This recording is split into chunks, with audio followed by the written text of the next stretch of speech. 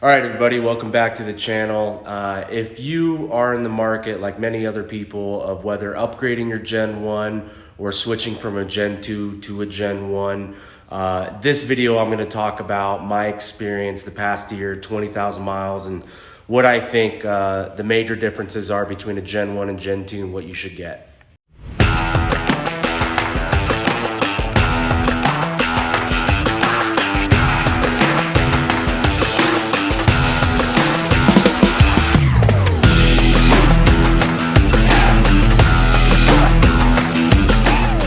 So before we get the video started, I just want to say thank you to everybody that's been watching the video, subscribing to the videos. I read the Google Analytics and it was like 99% of the people that watch the videos are not subscribed. So please take a moment. If you like the video, like it. If you like the content, please subscribe. There's going to be a lot more of it coming. It does mean a lot to me when I think about growing the channel, spending more time, creating more videos, and looking for sponsorships. So if you like it, and please subscribe if you like the content for more content. So today's video, as I said, we're gonna be talking through my experience owning this truck for a year. I put about 20,000 miles on it. I've done about, $12,000 worth of upgrades. And I see a lot of people either selling their Gen 1s for a Gen 2 or doing what I did, going from a Gen 2 to a Gen 1. So let's talk a little bit about it. Let's first start off with my experience with the truck the past year. Like I said, I spent a lot of money into the truck already. I've done a lot of off-roading in the truck.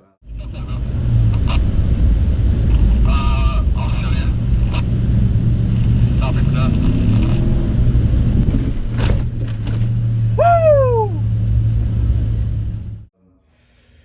Put a lot of miles on the truck. So my experience so far is been great, right?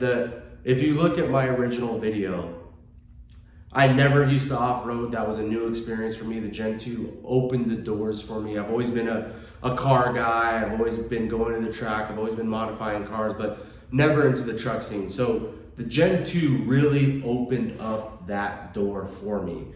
And then once experiencing that, I saw all these modified Gen 1s, and I'm like, shoot, should I be off-roading and banging up an $80,000 truck, or should I get a lightly used Gen 1 and build it up the way that I want and use and abuse it the way I want? So looking back at that, it has accomplished everything that I've wanted, right? I've gone on a lot more trips. I've banged it up a lot more. I've modified it the way that I have, and still it's half the cost of what my Gen 2 was. So the goal of the truck for me has really accomplished what I wanted to do. And I'm not even done with the truck, right? There's still a lot of stuff I still need to do and I still want to do with the truck, but this is sort of looking back in the year. Now, the first question, if you're deciding between a Gen 1 or a Gen 2, is what is the main goal of the truck? If you plan on daily driving the truck like I am now, I do plan on getting a second, maybe a track car or a more daily driver car, and stay tuned for that. But for me, I'm daily driving it with my family. We're going up in the mountains, I'm off-roading it.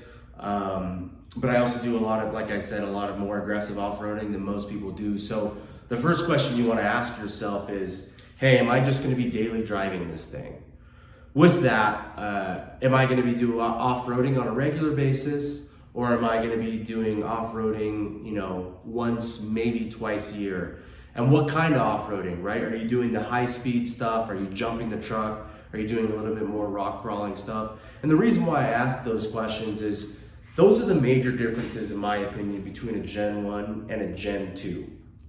A Gen 2 is very, very nice.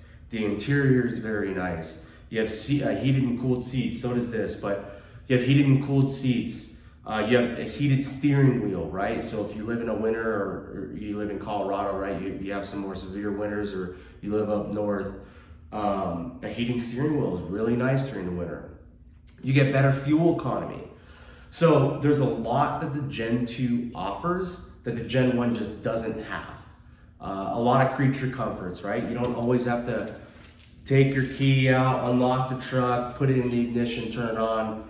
Gen 2 is all keyless entry, right? You put your hand in, door opens, you push the button, the truck starts. So there's a lot of niceties with that. So if I were to just be daily driving and I want a nice truck that is fast and it is capable, a Gen 2 all day, every single day. If you plan on doing more like I'm doing, right, more aggressive off-roading, you plan on spending a lot of money on the truck and sort of beating it up a little bit, modifying the truck. If you have the budget for it and a Gen 2, and there's a lot of cool Gen 2s out there, absolutely go for it, right? You're starting at an $80,000 truck, while these, depending on the market value, are anywhere from 30 to 45K, right? You're starting at a big difference, a lower entry point where you have that money to then modify the truck the way that you want. So for me, this was 100% the platform for it. I do not regret it whatsoever. It's been great. I mean, there's no replacement for displacement, right? The naturally aspirated V8.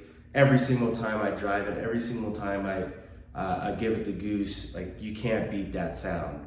So for what I've wanted to do and how I've driven the truck, this is really checked the boxes for everything. And it's also allowed to free up some of that budget that I would have had invested in the Gen 2 to then be able to start looking at track cars and maybe a second vehicle, so this doesn't become so this isn't a daily driver anymore. So those are really the biggest things. I haven't had any maintenance issues whatsoever. I've changed the oil on this truck almost to a T every 5,000 miles. I've rotated the tires every 5,000 miles.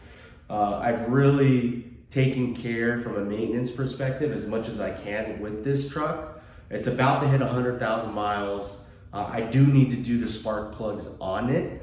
So I will be making a video on that. It sounds like it's a little bit of a nuisance with some of the spark plugs underneath the engine, but I'll make that video at a later date. But it's really done everything that I wanted. It's been awesome off-road. Like I said, it's freed up some of that budget. But those are the questions I would ask yourself is, hey, do I plan on just daily driving this thing, right? Do I want a nice, fuel efficient to a certain extent truck? Because this truck isn't, right? It's 12 miles a gallon. You might be lucky at 13 miles a gallon. Like I said, it doesn't have seated steering wheel if that's important to you. It just doesn't have some of the modern day features that a Gen 2 does, like the keyless entry, push to start, stuff like that. But if you want to modify it, if you want to off-road it, you don't have $150,000 or $120,000 to spend on a Gen 2 with all the modifications, I think this is a great platform for it. But I really appreciate you guys swinging by. I hope this video has helped at least a couple people. I know I've gotten some pretty cool comments of my previous videos helped them make the change from a Gen 2 to a Gen 1 or vice versa. So if you guys really like the content, please like. If you like it, please subscribe. It's crazy where this channel is going, and I have some big plans for this channel moving forward. And for everybody that's watching today, like it's pretty cool to see that we're almost at 800 subscribers. I'm excited to get to that 1,000 subscriber mark, and it really means a lot to me. So keep a lookout for that. I'm hoping to get some more sponsorships as well to make more content. As you can see, I finally got a tripod. I've been doing some more. I need to get a microphone. I want to get a drone. Like, I really want to scale this channel. I think this is so much fun to do, and some of the comments that I get of people watching the videos is pretty awesome. So if you guys like it, subscribe, and look out for more. Peace.